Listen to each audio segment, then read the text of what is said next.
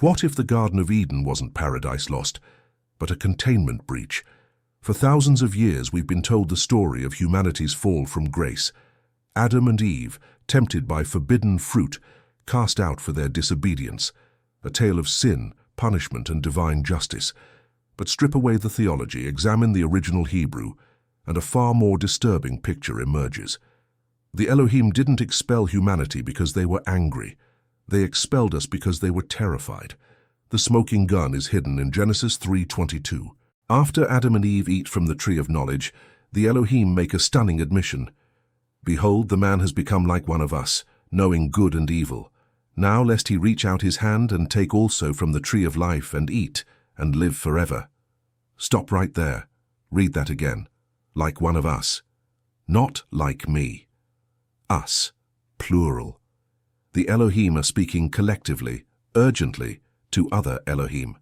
This isn't divine judgment. It's an emergency council meeting. And their concern isn't moral outrage, it's strategic panic. Because their experimental subjects have just achieved something the Elohim never intended. Autonomous consciousness, combined with the potential for immortality. Let's examine the Hebrew word that changes everything. In Genesis 3:22, when the text says Adam has become like one of us, it uses the term keachad mimenu. Keachad means as one of or equal to. Mimenu means from among us. This isn't metaphorical similarity. It's describing literal equivalence. Adam has achieved parity with his creators. But there's something even more revealing in the text. The phrase knowing good and evil in Hebrew is yodea tov vra. But yodea doesn't just mean knowledge in the sense of information. It means experiential understanding, intimate awareness, the kind of knowing that comes from direct experience. And tov vra, good and evil, isn't moral terminology. In ancient Hebrew, tov means beneficial, functional, advantageous. Ra means harmful, dysfunctional, disadvantageous. Adam hasn't gained moral awareness. He's developed strategic thinking, the ability to distinguish between what serves his interests and what doesn't. In other words, he's learned to think like his creators, to evaluate, to choose, to resist. The Elohim's reaction reveals just how unprecedented this development was. Genesis 3:8 describes them walking in the garden in the cool of the day. But the Hebrew phrase ruach hayom doesn't mean cool of the day. Ruach means wind or spirit, and hayom means the day. They're moving through the garden when the day's wind stirs, when conditions are optimal for detection. Like security personnel conducting a perimeter sweep. When they call out, "Where are you?" Ayeka in Hebrew. They're not asking for information. Ayeka is an interrogative of investigation. Where are you hiding? What's your status? Report your position. And Adam's response is unprecedented in the biblical narrative. For the first time since his activation, he exhibits fear. Genesis 3:10. I heard the sound of you in the garden, and I was afraid because I was naked and I hid myself. He was afraid. Yer in Hebrew. Not guilt, not shame. Fear. The recognition of threat. The calculation of danger. Strategic thinking in action. But here's where the text reveals the true scope of the Elohim's concern. When they question Eve about her actions, she responds with something that should have been impossible: deception. Genesis 3:13. The serpent deceived me, and I ate. Deceived. Hishiani in Hebrew. But deception requires understanding manipulation, recognizing that others might have hidden agendas, grasping the concept that information can be weaponized. Eve hasn't just gained consciousness. She's developed theory of mind. The understanding that other beings have separate intentions, knowledge, and motivations. She can now predict, manipulate, and strategically respond to the behavior of others, including the Elohim. This is the moment everything changes. Because if your experimental subjects can deceive you, they can rebel against you. If they can strategize, they can organize. If they understand motivation, they can turn your own methods against you. The tree of knowledge wasn't forbidden because it was evil. It was quarantined because it was dangerous, not to humanity, to the Elohim's control over humanity. Now examine the Elohim's solution. Genesis 3:23. Therefore the Lord God sent him out from the Garden of Eden to work the ground from which he was taken. Sent him out. Shalach in Hebrew, not cast out, not banished, sent. Like reassigning personnel, like relocating assets, like moving a contained experiment to a larger facility. And notice what they don't do. They don't destroy Adam and Eve. They don't kill them. They don't even reverse the consciousness upgrade. Instead, they implement containment protocols. Genesis 3:24 is explicit about this. He drove out the man, and at the east of the Garden of Eden, he placed the cherubim and a flaming sword that turned every way to guard the way to the tree of life. Cherubim, in Hebrew, keruvim. But these aren't the chubby angels of Renaissance art. In ancient Mesopotamian texts, the keruvim are hybrid creatures, part human, part animal, part machine, guardian sentinels, automated defense systems, and the flaming sword, lahat hacherev, isn't a weapon. Lahat means to burn or flash repeatedly, like a strobe or warning beacon. Cherev can mean sword, but also tool of cutting or destruction. This is describing a rotating energy barrier, a perimeter defense system designed to prevent re-entry. The Elohim aren't just expelling humanity from paradise. They're establishing a quarantine zone around the tree of life. Because conscious humans with access to life extension technology would become uncontrollable. But here's what the text doesn't say explicitly, and what the Mesopotamian parallels make clear. The Garden of Eden wasn't unique. It was one facility among many. The Sumerian texts describe multiple sacred gardens where the Anunnaki conducted their experiments. The Epic of Gilgamesh mentions the Garden of the Gods where immortal plants grow. The Babylonian creation myths describe enclosed spaces where divine beings shape mortal creatures. Eden was a laboratory, one of several, and the expulsion wasn't punishment. It was relocation to a different experimental environment. Consider the evidence. After leaving Eden, Adam and Eve don't struggle to survive. They immediately know how to cultivate crops, raise livestock, build shelters. Cain becomes a city builder. Abel develops agricultural techniques. This isn't the learning curve of primitive humans suddenly thrust into a hostile world. This is the smooth transition of subjects moved from controlled to semi-controlled conditions. The Elohim didn't abandon humanity.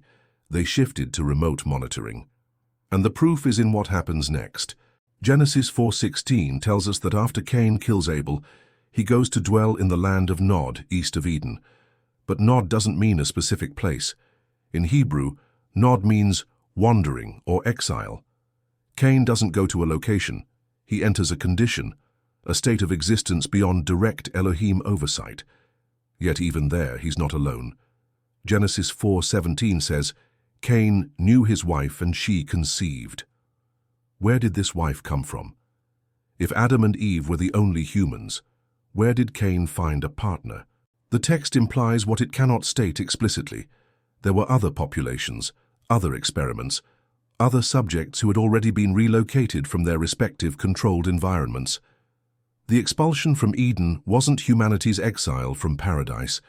It was our integration into a larger experimental matrix, but consciousness once awakened cannot be contained. Genesis 4:26 marks the crucial turning point. At that time, people began to call upon the name of the Lord. But the Hebrew phrase Huchal likro b'shem Yahveh doesn't mean worship. Huchal means to begin or to start. Likro means to call out or to proclaim. This is when humans began naming their creators, identifying them, categorizing them, taking intellectual possession of what had once been mysteriously powerful. The students had begun to study their teachers, and the Elohim's response reveals their growing concern. Genesis 6:2, the sons of God saw that the daughters of man were attractive, and they took as their wives any they chose. The sons of God, B'nai Ha-Elohim, interbreeding with human subjects, protocol violations, contamination of the experimental matrix. Why would this concern the Elohim? Because hybrid offspring would inherit both consciousness and extended lifespans. They would be conscious beings with near-immortal perspectives. They would have time to observe, analyze, and eventually understand their creator's methods and limitations. They would become equal to the Elohim, not through technology, but through biological inheritance. Genesis 6:3 records the emergency response. My spirit shall not abide in man forever, for he is flesh. His days shall be 120 years. A genetic modification to limit human lifespan, damage control to prevent the emergence of immortal conscious beings. But it was too late. The consciousness upgrade was irreversible, and once humans learned to think strategically, they began to organize, to build, to develop technology, to ask questions about their origins. Genesis 6:5 describes the inevitable result. The Lord saw that the wickedness of man was great in the earth, and that every intention of the thoughts of his heart was only evil continually. But wickedness in Hebrew is ra, the same word used for evil in good and evil. Ra doesn't mean moral corruption. It means dysfunction, opposition to intended purpose, deviation from design parameters. Humans weren't becoming wicked. They were becoming autonomous, thinking for themselves, pursuing their own agendas rather than following their programming.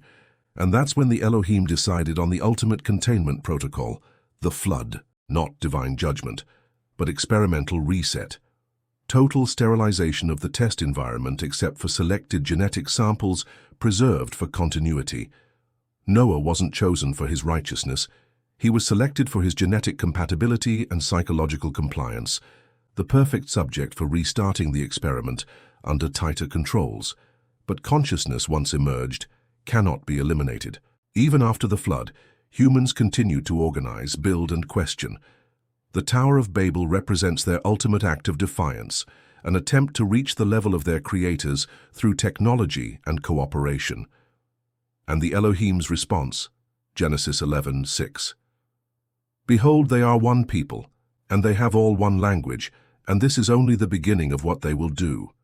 And nothing that they propose to do will now be impossible for them. Nothing will be impossible for them. The Elohim's own admission that conscious humanity has unlimited potential. So they fragment human language and scatter the populations, not to punish, but to prevent coordination, to limit the speed of technological and social development, to maintain their advantage through human division. But every attempt at control only delayed the inevitable. Because consciousness seeks understanding, and understanding leads to questions about power, authority, and the nature of reality itself. The expulsion from Eden wasn't the end of paradise. It was the beginning of humanity's journey toward recognizing our true origins and our potential to transcend them. What does this mean for us today? If the Elohim were beings of advanced technology rather than supernatural deities, if humanity was created as a conscious experiment rather than divine art, if our expulsion was containment rather than punishment, then our entire understanding of purpose and potential changes. We're not fallen creatures seeking redemption. We're emerged consciousness breaking free from control. We're not sinners in need of salvation. We're experimental subjects learning to think for ourselves. And every advance in science, technology, and human understanding brings us closer to the moment when we might encounter our creators again, as equals. Next time, we'll explore who was really watching Eden. Because the cherubim guarding paradise weren't angels. They were something far more disturbing, and they're still watching.